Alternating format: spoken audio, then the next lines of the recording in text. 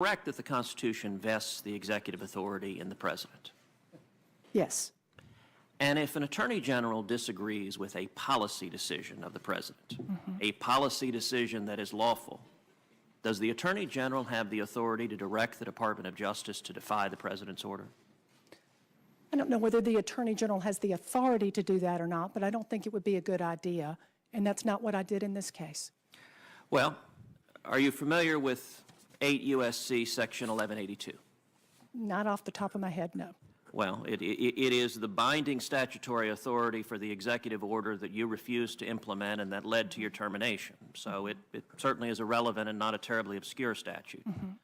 By the express text of the statute, it says, quote, whenever the President finds that the entry of any alien or of any class of aliens into the United States would be detrimental to the interests of the United States, he may, by proclamation and for such period as he shall deem necessary, suspend the entry of all aliens or any class of aliens as immigrants or non-immigrants, or impose on the entry of aliens any restrictions he may deem appropriate.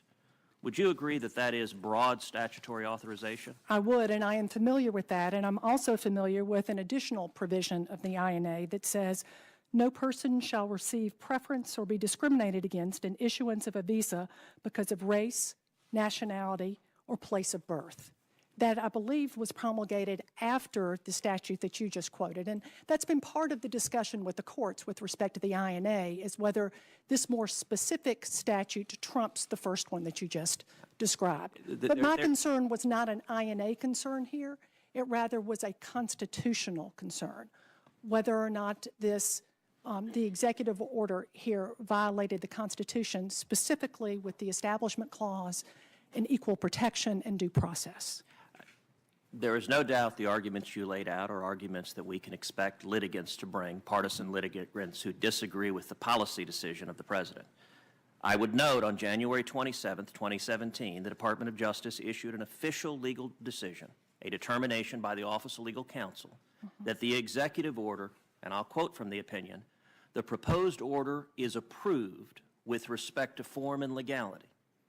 That's a determination from OLC on January 27th that it was legal. 3 days later, you determined, using your own words, that although OLC had opined on legality, it had not addressed whether it was, quote, wise or just.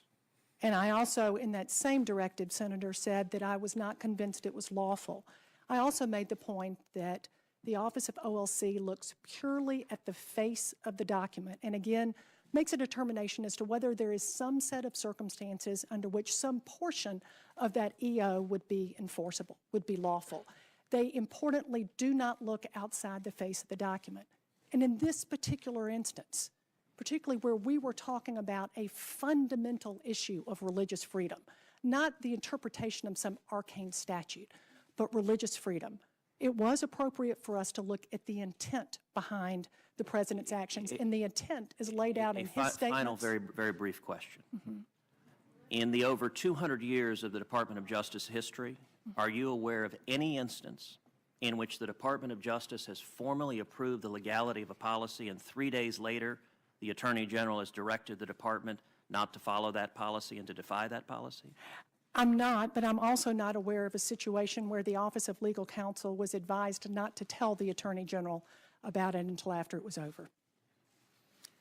Thank you, Ms. Yates.